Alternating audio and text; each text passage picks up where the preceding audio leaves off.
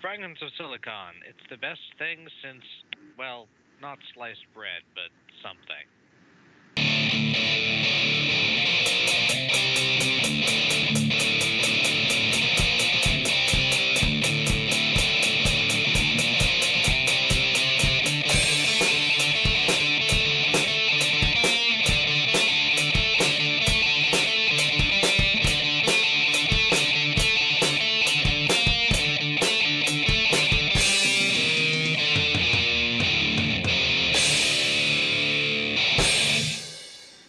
I'm guessing words failed you there. That's why you said you only. I knew it was going to be something about sliced bread because I've had the sliced bread slash pre-sliced bread thing stuck in my head since a while ago. I just didn't know exactly how I was going to construct it. Swing and a miss. Anyway, welcome to another episode of Fragments of Silicon. I'm your host, Adam. Joining me, as always, is the regular crew. Let us get to the news in earnest. Let us see. Oh, Twilight, why don't you start us off today? All right. Well, it's gotten hotter instead of cooler, like I wish it would. But we've been dealing with it.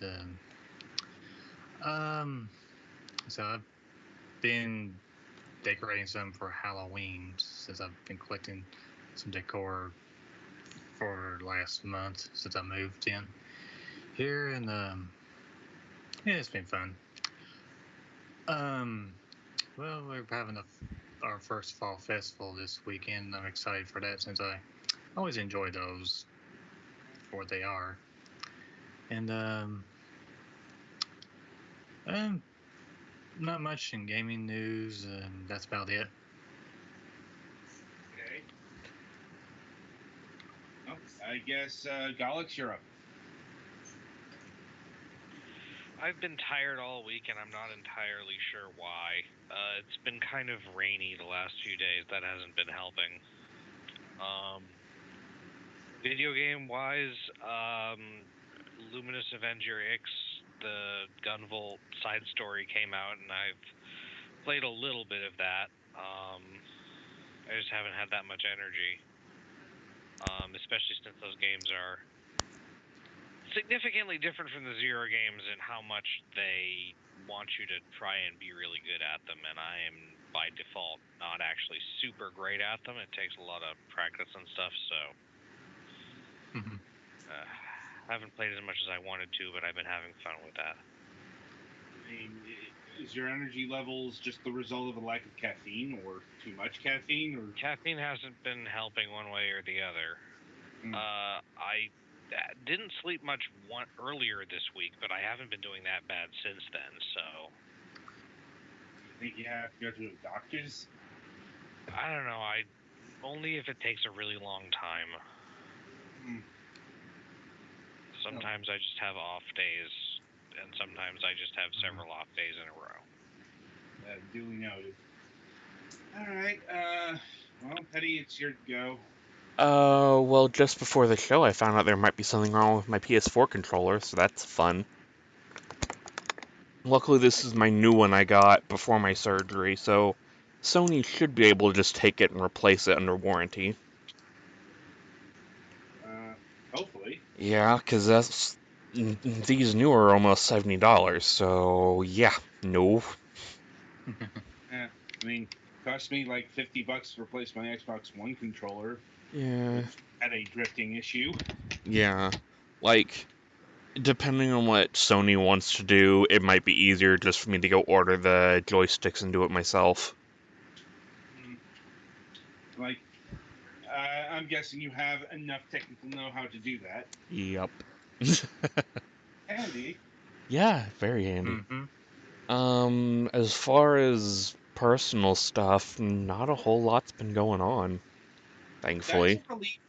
Yeah. That's a relief when it comes to you. Yeah, I think the worst thing that happened is, like, over the weekend, I think I pulled a muscle in my right leg. I'm like, that's still bad. Yeah, but, I mean, it could be worse. Yes. You know, I could be broadcasting live from the ER. yes. I'm like, I mean, mind you, that's happened almost before. Yeah, a couple times. I mean, Mm-hmm.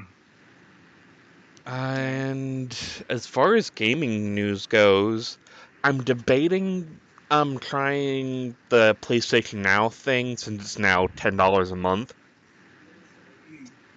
So, and it's got some games that were in my PS3 backlog that I can just, throw a flash drive, get my saves off, and go play them on my PS4. right. And outside of that, not a whole lot. So I guess next victim, I mean person. That'd be me. Like, let's see. Personal news. Let's see. I suppose I can say that the contours of my planned move are beginning to shine on the horizon. Let's say that is to say, I can, um, probably looking to vacate the current property early next year. Like, we'll see how that goes. Things are still a bit up in the air due, various factors that, you know, don't really want to talk about on air. Um, let's see. In gaming news, I actually got through the games that I'm planning to cover pretty quickly, which has left me bereft of things to do. It's weird to have to. I'm just like, what? Because we're also in a bit of a booking lull because the show's booked up till December, so it's a bit of shit. What do I do now? So I've been playing a bit of Half Minute Hero 2. Nifty. Yeah, I've been. The PS4 game I have, was it Sojourn? Yes, yes. The puzzles in that have been interesting, but we'll get into that Sunday. Right, right. Yeah. I mean, Distraint was a pretty good game. It's just that took about 2 hours to get through. Fly fishing game is, well, a fly fishing game. That also took about 2 hours to not get everything, but, I got like all the shop items and I'm just like, okay, I've seen enough of this. Like, short games are short. Anyway, that should about do it for the news this week. So, merrily we shall roll along to the interview portion of the broadcast. And joining us as, our most frequented guest by far, is John Pickett of MangaGamer. Hello, it's good to be back here with you guys again. Always a pleasure. Let's see. Where to start? Right. I suppose we should start with the game that you sent us a couple days ago. Sadly, I have not been able to play it because, well, it's locked. But anyway, Amaterasu Riddle Star. Yes. So, where to start with this one? I suppose we should start with what kind of visual novel it is and the plot and the basics there. Okay. So, Amaterasu Riddle Star is, in some ways, a new adventure for the developer Soft House Seal. Soft House Seal is been in the industry for quite a while. They're well known for their Nuki game. They've made games like Boob Wars, Bukake Ranch, and many other ones similar to that we've published as well, that are pretty popular, usually fairly short, and focused on getting people excited and having a good time. With Amaterasu Riddle Star, they started a new band called Qualia, which is it's their attempt to focus on a bit more of a quality story. So this makes Amaterasu more of your typical moege, where it's very much focused on the characters, the interaction between the main hero and each of the heroines. But because of their roots of Soft House Seal, there's still plenty of sex scenes to enjoy in it as well. I'm not. That is a bit of a shift, not too big, as it's an 18+ title, but yeah. I'm not sure if you have any insight as to why they wanted to. Maybe this isn't the right terminology, but to like improve their writing quality, or it's like, or have them focus on the romantic. I think it's more just a part of, there comes a point in every company's career when you try to branch out and see how well something new will do for your company. Mm-hmm. Well, I mean, hopefully it works out for them. Like, well, I suppose the question is, how old is this visual novel in terms of Japanese release? I don't remember the exact date that it came out, but it's the visuals are at least 1280 by 760, so it's a much more recent title, since it actually kind of follows up to that more current graphic standard. Right. I suppose the question I'm getting at here is, has this game been successful in terms of the Japanese market? Oh, yeah, it was. Okay. So it's a focus that worked out for them. I think so. I mean, they still have their, core line of Nukige that's kind of their bread and butter. But right. Yeah, they've branched out and they've done a couple titles along these lines since then. Okay, that's good to know. Let's see. And now this game is called Amaterasu Riddle Star. Does that have anything to do with the godly figure? To some extent. So the Amaterasu Riddle Star does have a bit of connections to fairy tales, and there's a very much a story reason why that is the case. And if you actually go, on the MangaGamer and take a look at the page, you can read through each of the heroines, and you can see that a lot of the heroines are kind of drawing on characters from Alice in Wonderland. So there is a bit of a theme there, and there is a bit of a reference there. But I don't want to get too much into it because there's a very good reason within the plot of the game for that. The first thing I noticed with it was that I thought the title was misspelled, but it's not. It's supposed to be Amaterasu and not Amaterasu, so I was curious as to what was up with that. No. I'm trying to.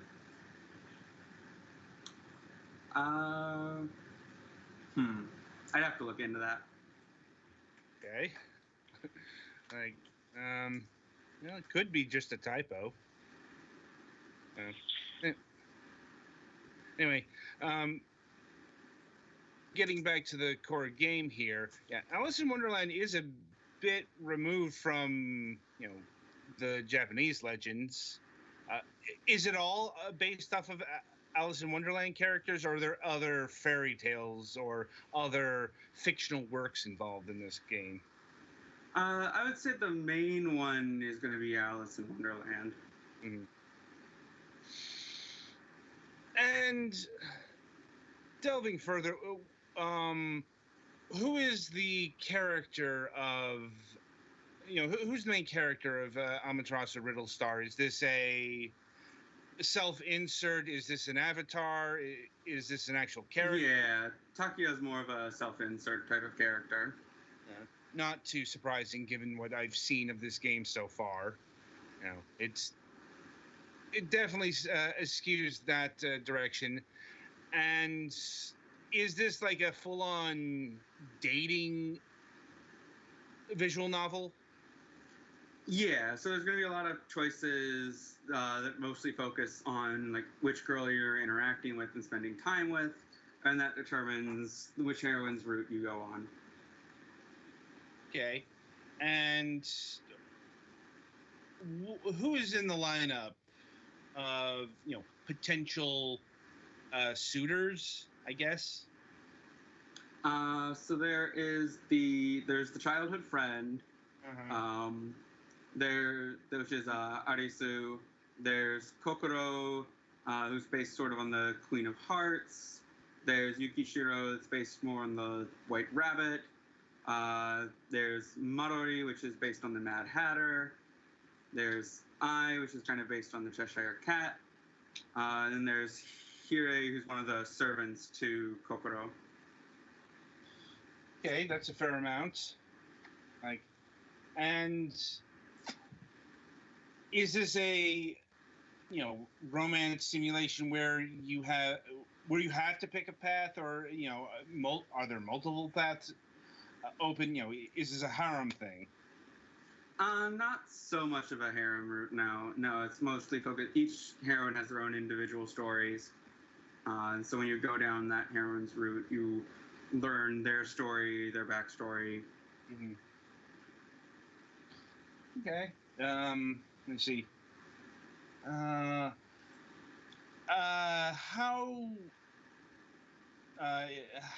long is a route usually going to take, and what sort of production values does Amaterasu Riddle Star contain?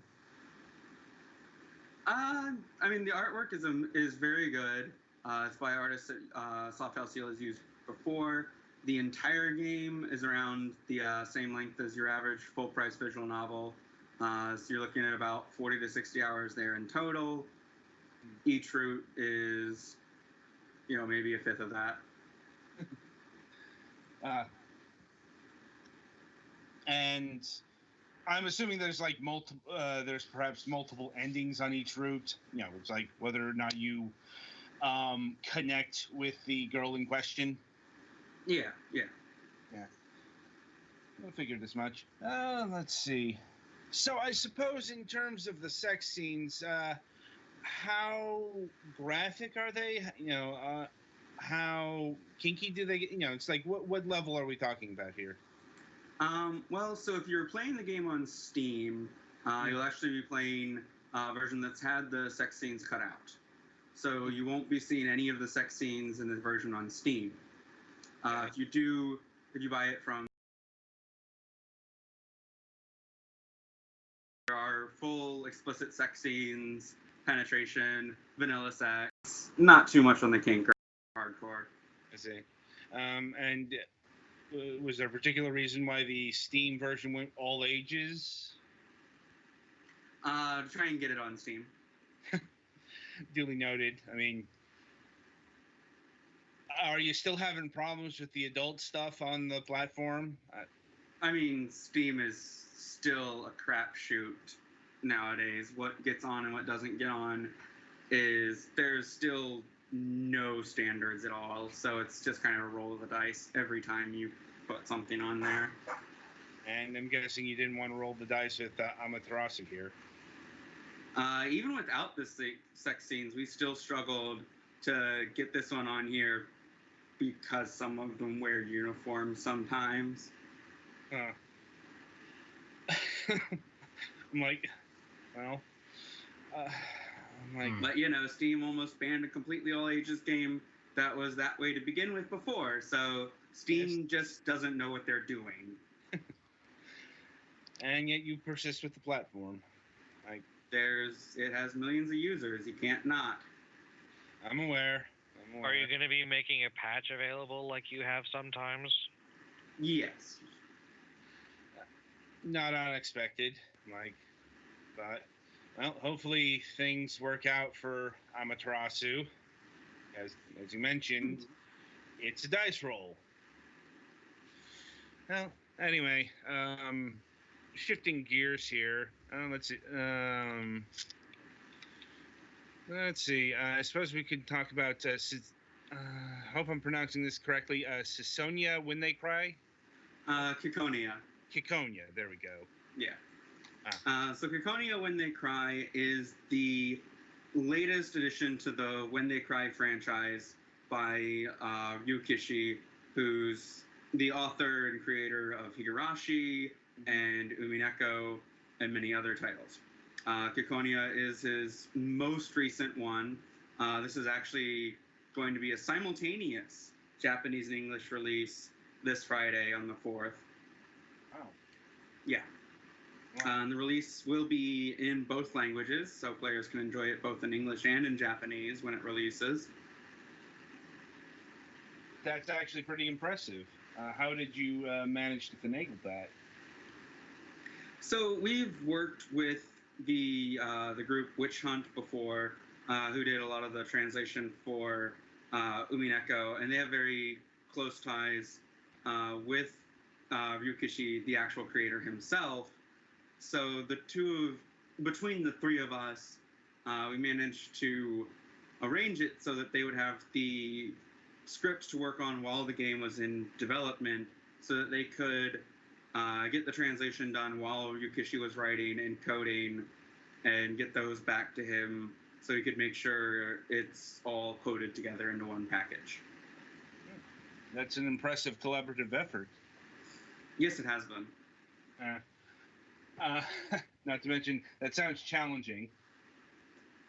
Yeah, having to redo scripts every time as they change. Indeed. And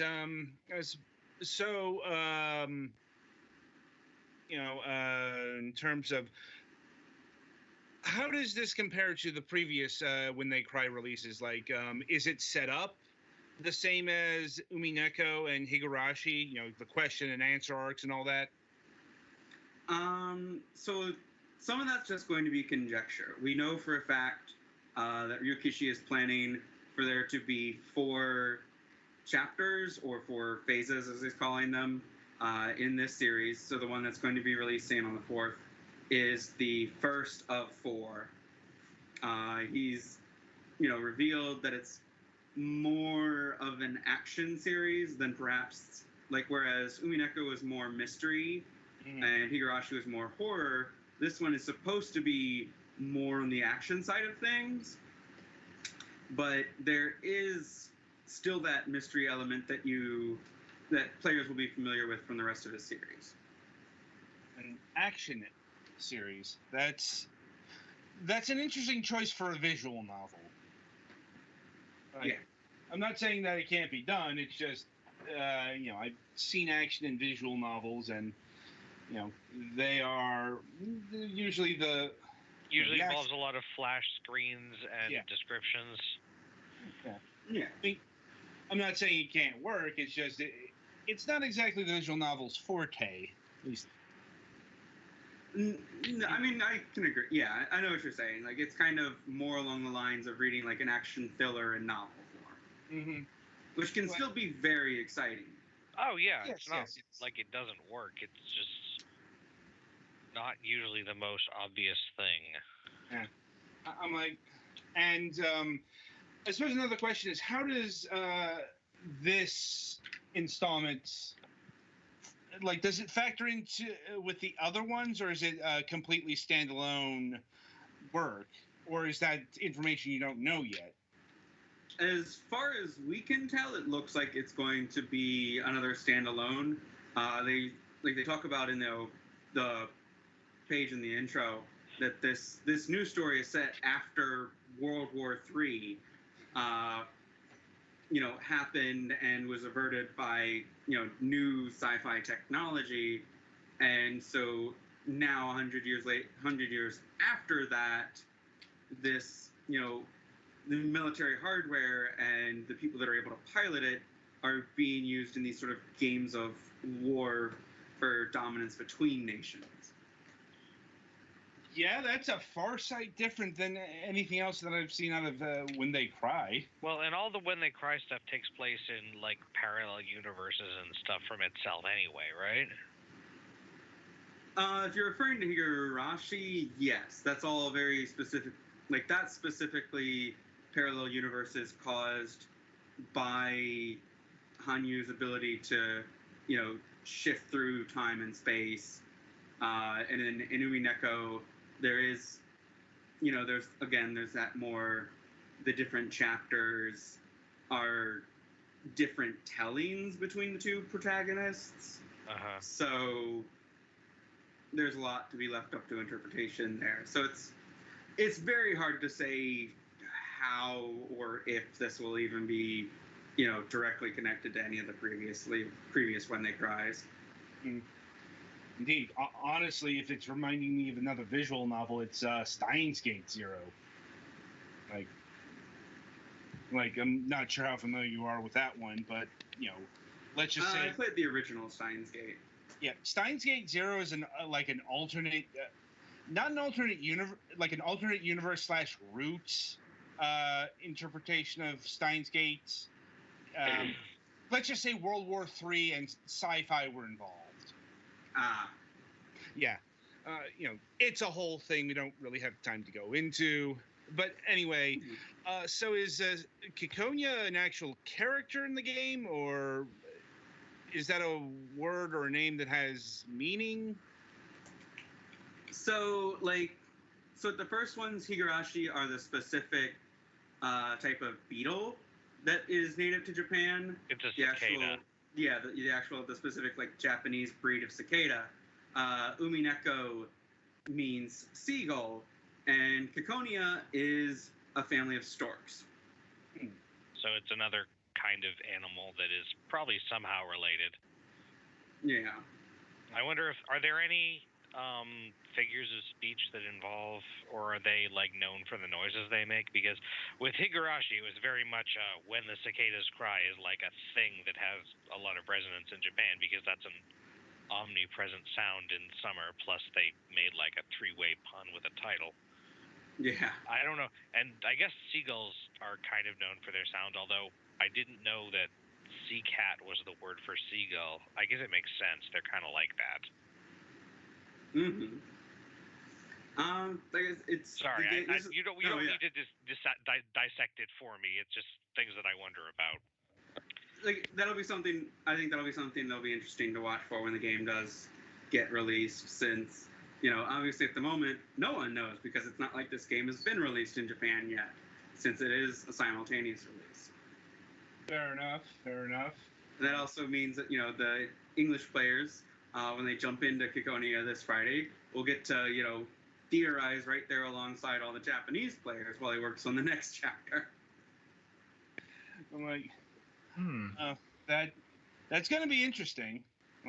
Indeed. Yeah, I hope you're prepared for the fan theories, because they're gonna get out there, especially given the the very sci-fi premise we've got here. Yeah.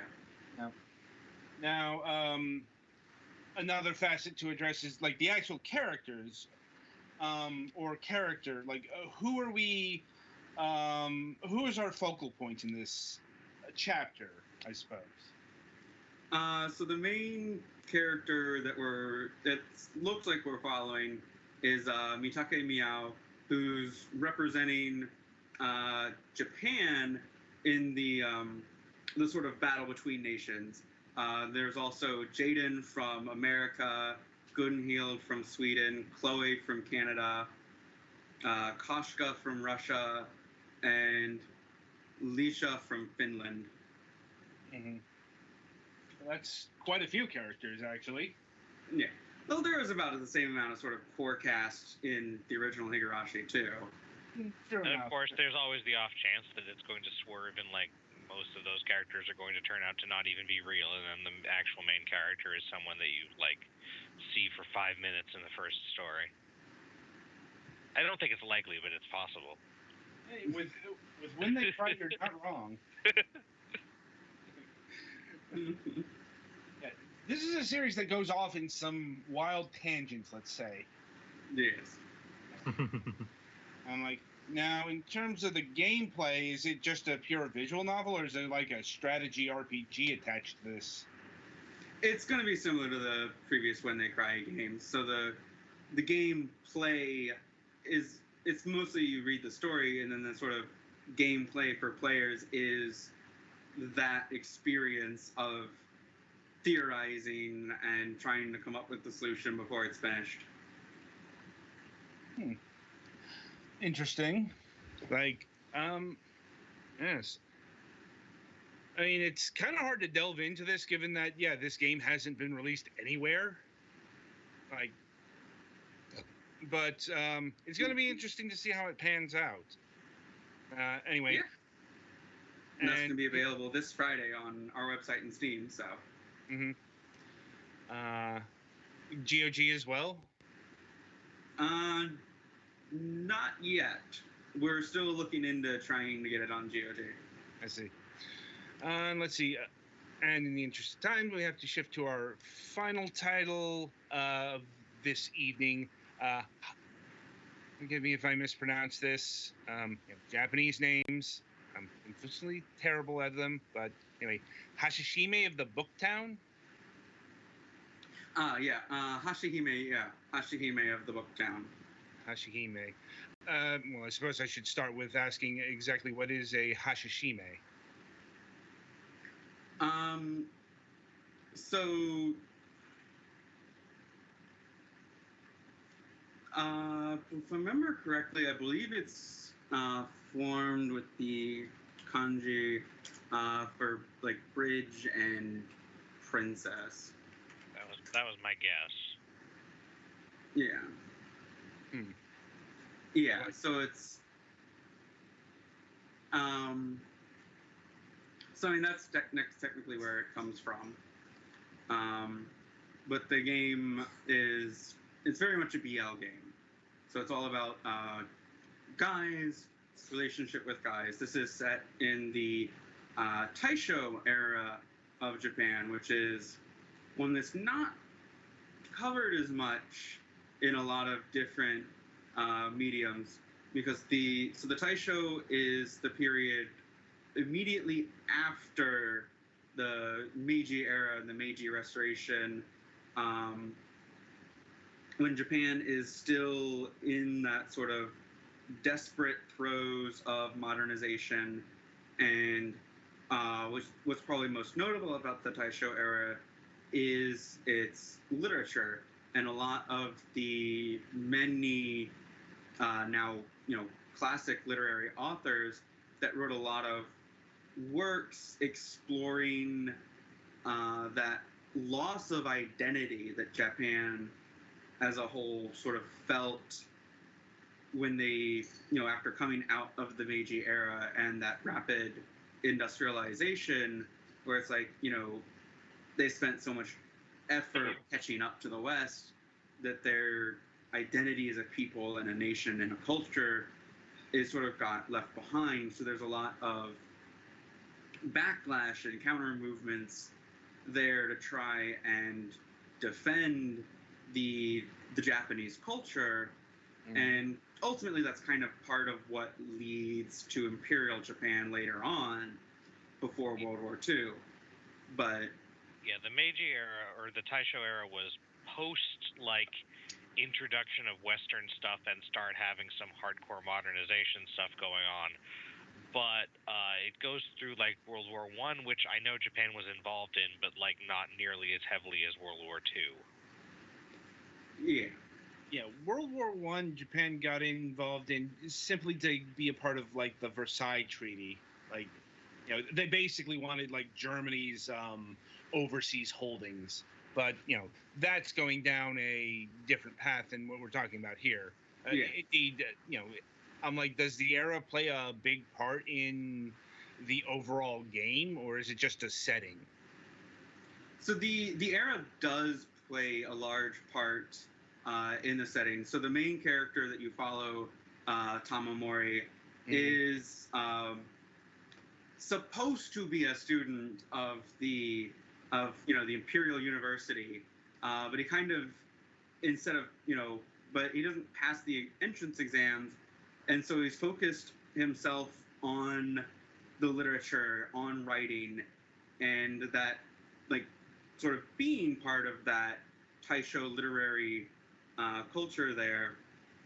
And during the course of the story, one of his close friends ends up murdered.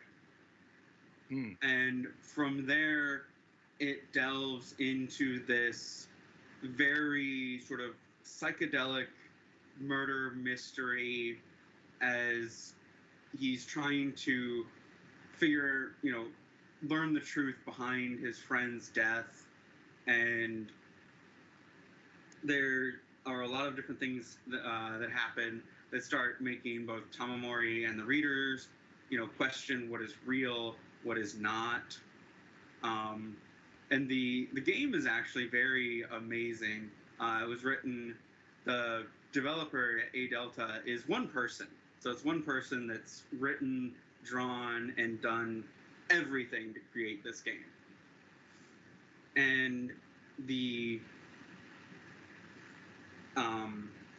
each route in the game, which your decisions sort of determine how the story flows. Each route is actually written to read like a different style of fiction. So you actually as you play through each route will feel like one might feel like romance, one might feel like more like mystery, and it's like, so even though like each route almost goes into different genres, they're all still held together very well. And there's a lot of references throughout the game. It plays heavily on literature of the time, both in Japan, in the West, and the whole culture of the Taisho era. It also, in some of the routes, starts dealing with themes of depression and suicide. So there's a whole lot to unpack within this game. Sounds like it. Like, now in terms of all the literature stuff, was it able to be transposed into the English language? Is basically my question. Given that we were talking about some very specific Japanese stuff here. Yes and no. So one of the things that we did do as part of our localization efforts for the game is we added pop-up tips. So there are certain points at the game where, as you're reading through, you can, say, click on a word and it'll show you a bit more information about the word to help the readers that wouldn't necessarily understand all of the references, because some of them are obscure even for Japanese players, to help English players understand all of them. Obviously, we localize the ones we can where we can, but like there are moments in the game where, for example, it will be specifically referencing Japanese translations of books like, Orwell's, Tales Under the Sea. And so, of course, you have to pay attention to the fact that it's, a lot of the references there are coming from the translation, not necessarily the original. Yeah. We're almost on the verge of like a Google Translate situation here, in the sense that, something has been translated and translated again, and hopefully, not garbled. I think our staff, our translators, did an amazing job with this. We've there's quite a few people have already started playing this, and we have seen nothing but praise on our Discord, on the forums. So it's definitely a game that I would check out to anyone that likes BL. Well, on the BL front, how explicit are things? Is this a game that you can sell on Steam? We are selling it on Steam as an 18+ only game. So it's behind Steam's adult wall. I see. Does that mean there are sex scenes in it? Or yes. Is that just... Yes. That means there are explicit sex scenes in it. So it's not just theming. Right. All right. Good to know. Let me see. Well, I'll see if my colleagues have any final questions about any of the visual novels we've covered tonight. I think I'm good. I already asked mine when they came up, pretty much. Right. I'm good. Well, I guess that, that'll about do it for this installment. John, as always, it was a pleasure having you on.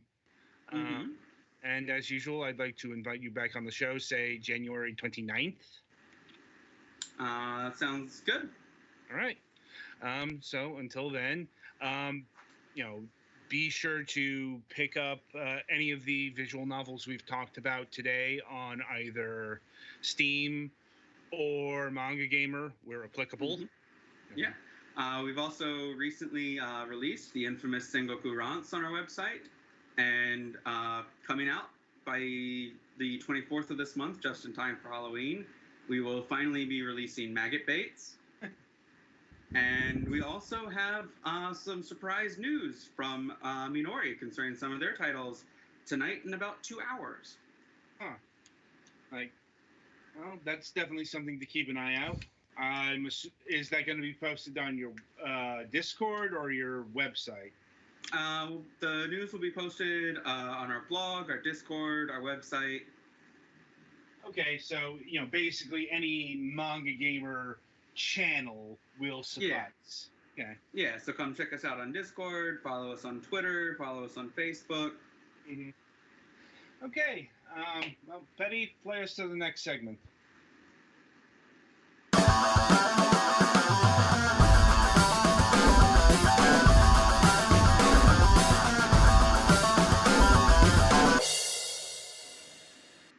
Welcome to this week's topic of discussion. Originally, up till about, late yesterday, actually probably early today, our plan was to talk about the current state of the mobile market. Specifically, we want to talk about Apple Arcade and the Google Play Pass versus, say, Mario Kart Tour. But that's a discussion that I'll have to wait for next week. Because in case you missed the news, the venerable developer of the Mario and Luigi series, Alpha Dream, has filed for bankruptcy. And it looks like it's dissolution bankruptcy. It looks, from what I've been seeing, it looks like Alpha Dream is dead. And that demise is leaving a lot of questions in its wake. Obviously the most pertinent of which is what's going to happen to the Mario and Luigi franchise. And the easy answer there is nobody knows. I mean, nobody would be expected to know, except for Nintendo. And they literally have not said anything. As far as I know, Nintendo has not commented on Alpha Dream's situation, or on the future of the Mario and Luigi RPG series. Which is kind of a shame, because that was where they put their actual Mario and Mario RPGs, and most of them have been pretty good. It's pretty much the only thing Alpha Dream has done. They've done some Hamtaro games, it looks like, and a couple of other things, but we'll talk about that in a bit, because that may have been a factor into why they went under. Because another reason why Nintendo isn't commenting on Alpha Dream's death is because Nintendo doesn't own Alpha Dream, or it's like Alpha Dream, they are a work for hire company. Granted, yes, they have been very strongly associated with Nintendo for almost 20 years. Because even before the Mario and Luigi stuff, their first major game was a game called I'm trying to remember, Magical, Tomato Vacation or something like that. It was a Japan-only release, which is why we didn't see it. But yeah, this is a developer that's synonymous with this particular brand of Mario RPG. And there's a lot of speculation as to why they have kicked the bucket. Some of it, it's like, this is based off of unverified information, but mind you, stuff that's been passed along like Twitter and stuff. So it's take it with a grain of salt, but like one problem with Alpha Dream's finances was, well, the Mario RPG series, the Mario and Luigi series itself. The Mario and Luigi RPGs, series has been in decline for quite a bit. According to sales figures, the series, at least in recent times, peaked at Mario and Luigi 4, Mario and Luigi Dream Team. Well, and also all that there's really been since then is what, Paper Jam and then remakes. Well, it's like the sales for Mario and Luigi Dream Team topped about 2 million copies, well, more than that. Paper Jam sold half that, about 1 mil. And I'm not exactly sure the sales figures for the remakes, but apparently the sales for the Mario and Luigi Bowser's Inside Story remake was so bad. That's the game that finally killed Nintendo's 3DS support. It sold that badly, which is not a surprise to anyone who wasn't Nintendo, because for whatever reason, Nintendo up until that point was really, really fixated on keeping the 3DS going. Maybe it's because it has a large install base still, and maybe it's because Nintendo's just so used to having 2 consoles to support at one given time that they just couldn't give that up. Like, once again, only Nintendo knows these reasons, and they're not talking. But Nintendo finally got the message that the 3DS is fucking dead. And they did that by scrapping all of their upcoming 3DS games. And yes, there were apparently more on the way.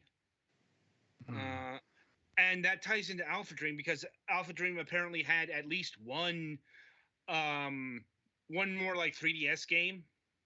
And that's not too surprising, because Alpha Dream, they're a small company, or they were a small company. Yes, even though that they worked for Nintendo, they were a development studio of about 50 people, give or take. Mm-hmm. Which granted is bigger than, say your average indie team. But in terms of large scale development, it's no wonder that they've been sticking with the 3DS for as long as they have. And that's another thing that may have factored into their death, because Alpha Dream was trying to break away from Nintendo, because their last game isn't Mario and Luigi's Bowser Inside Story plus Bowser Jr.'s Journey. Yeah, that is a fucking mouthful. No, their last game is a mobile title called Kendama no Gonjiro Fit and Run by the ForwardWorks Corporation, aka Sony Computer Entertainment, or Sony Interactive Entertainment now's mobile division. It's like, I'm not sure if that game came out, and with a title like that, even if it did, that's clearly Japan only. So, and according to recruitment postings from not too long ago, they were looking for like a producer for a game that was in development for the PlayStation 4 and the Nintendo Switch. So, and this is just the stuff that was known. So you can clearly see that Alpha Dream was making an attempt to break away from just being the Mario and Luigi developer, maybe for sales reasons. Like, we don't know if the series itself was canceled with the failure of Mario and Luigi's Bowser's Inside Story remake's failure. Like, granted, that released not too long ago, but another thing that could have killed off Alpha Dream is just the jump. This is the kind of thing that has killed many a company, developer, publisher. Jumping from the 3DS to the Nintendo Switch, that's actually a pretty fucking huge jump. Mm-hmm. You know, it's like in terms of even though the Nintendo Switch is a hybrid portable, it's still considered to have full console capabilities. And you know what you're doing here is you're asking a handheld developer whose expertise lies in sprites to make the jump to the full big boy HD console. You know, it's like there's really, I won't say there's nowhere to run on that front anymore. But because digital still exists, mobile still exists, but Alpha Dream was trying to make that jump into the next generation of development, and that takes a lot of fucking resources. Mm-hmm. So, and it could just be that Alpha Dream didn't have the capital to fund such an expedition. Like, and there's been a lot of flack at Nintendo for not saving them, but this is the problem when you don't know the circumstances. Like I said, the story is very fresh. It's like it broke about 24 hours ago as of time of recording, so Nintendo hasn't put out any statements. Alpha Dream hasn't put out any statements outside of the reasons why they are declaring bankruptcy. That is they broke, basically. They don't have enough money to continue on, so it's bankruptcy city. And I would not imagine that we would get any further statement on that, at least not right now. Also, given the time proximity here, we don't know what's going to happen to all the people who worked at Alpha Dream. It's possible that Nintendo could pick up the development people, stuff them in a new, either create or help fund a new development studio. They've done this before, like with Yoshi developer Ars Tez. They used to be like a ruse. Like, there's a whole thing there, but once again, it's one of those things we don't have time to get into. Point of order is, the next Mario and Luigi series could be developed by Beta Dream, let's say. Or some sort of cute named offshoot that was made up of former Alpha Dream members. Mm-hmm. That is one possibility. Another possibility is Nintendo might pick them up for internal production. Either put them in EPD, put them in ND Cube. Like, ND Cube was the refuge for all of like the Mario Party developers. That's why if they do, I hope they make sure they get like writers who can keep up with the sense of humor that the series has. Because, well, I mean, yeah, that's not something you can guarantee. Well, it's not just the sense of humor, but it's the music. That one composer who did the Super Mario RPG soundtrack, did all of the Mario and Luigi soundtracks as well. So that's another concern that's up in the air. Another possibility is just the entire Alpha Dream team gets scattered to the four winds.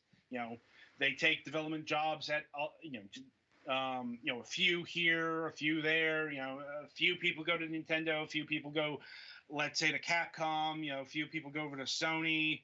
A few people go over to Square Enix. That could also happen.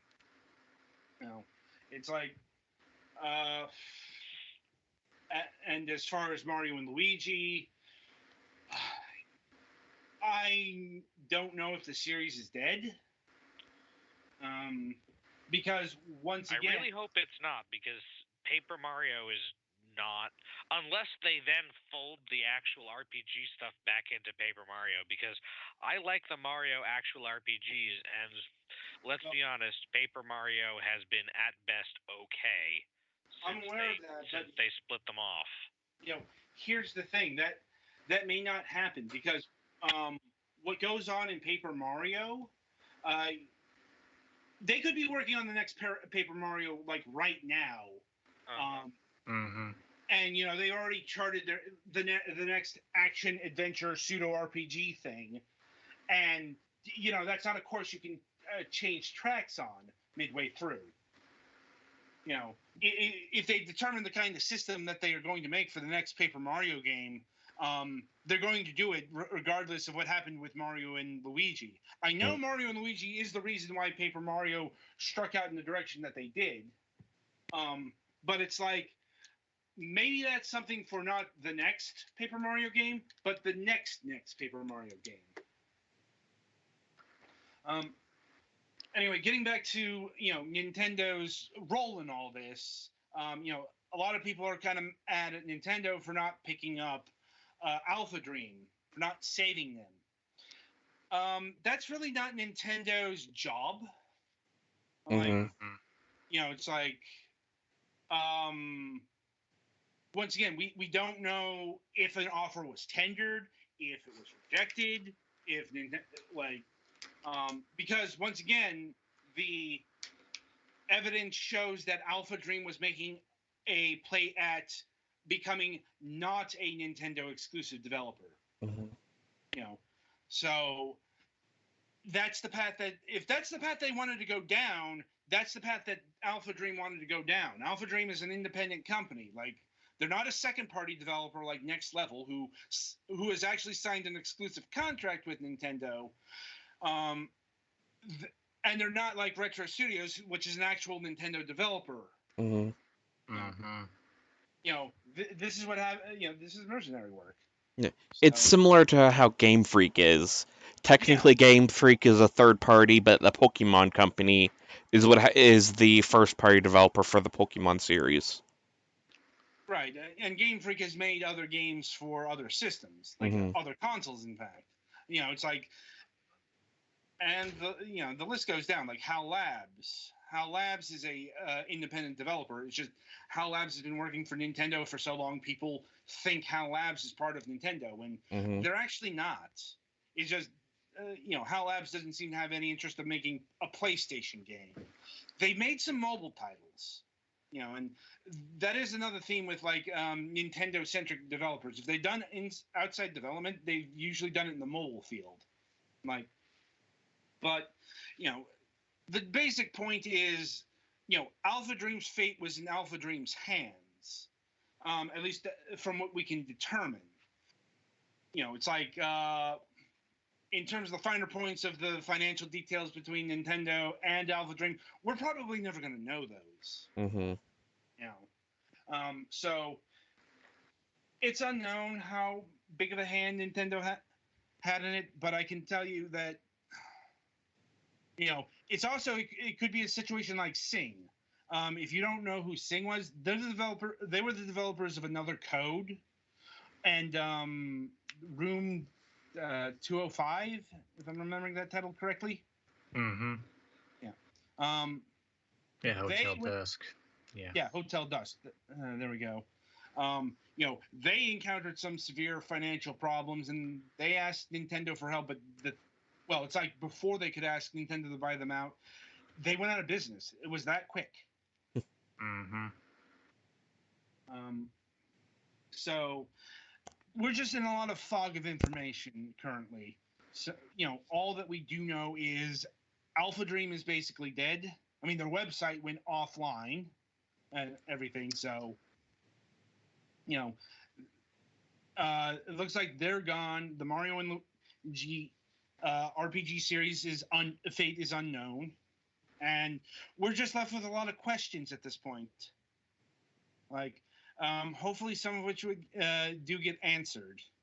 Though I figure, like, in terms of like the Mario and Luigi RPG series, that's probably going to get its fate ascertained by a new announcement. That's happened a lot with Nintendo stuff. Like, and when that could be years from now. Mind you, I don't mind Mario and Luigi taking a break because It's not hard to see why the series was in decline, not just because the 3DS was on its way out, but there were way too many of these games, and Alpha Dream seemed to be running out of ideas. Like, I can't say the There are only like 5 different Mario and Luigi games, aren't there? Well, that's what I'm getting at. They remade the first game and the third game. Like, that's not, they added If some. you're wondering why they skipped the second game, you clearly haven't played the second game. Yeah. Like, it's like they added, but keep in mind they've done 2 remakes. That's not exactly bursting forth with ideas. You know what I'm saying? Like, but hopefully everyone lands on their feet, and the series, either finds a new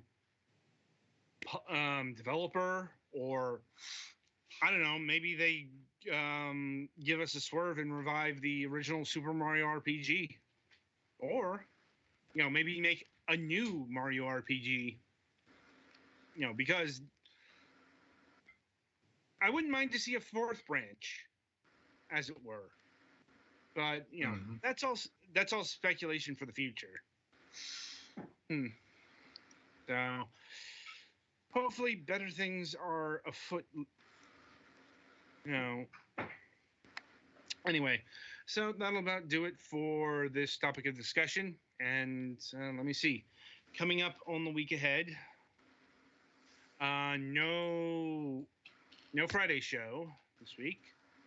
And coming up on the Sunday reviews, we've got The Sojourn for the PlayStation 4. So Petty Fan's handling that.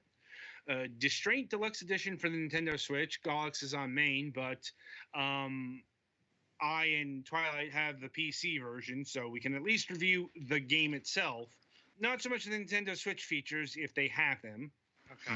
Yeah, I'm gonna work on that probably tomorrow mostly. Although I can tell you that I'm expecting some HD Rumble stuff here, because oh boy, did this thing like the Rumble feature on my Xbox One controller. Okay, make sure to leave that on. Yeah. And River Legends: A Fly Fishing Adventure. It's kind of what it says on the tin. It is a game about fly fishing. Not just fishing, but specifically fly fishing. Yeah, apparently there is a difference. Is it like a full RPG thing, or just a fishing simulator? Kind of just a fishing simulator. I was hoping it was Legend of the River King like. I was hoping that too. I was disappointed. Anyway, more on all that on Sunday. So until then, I wish you good gaming.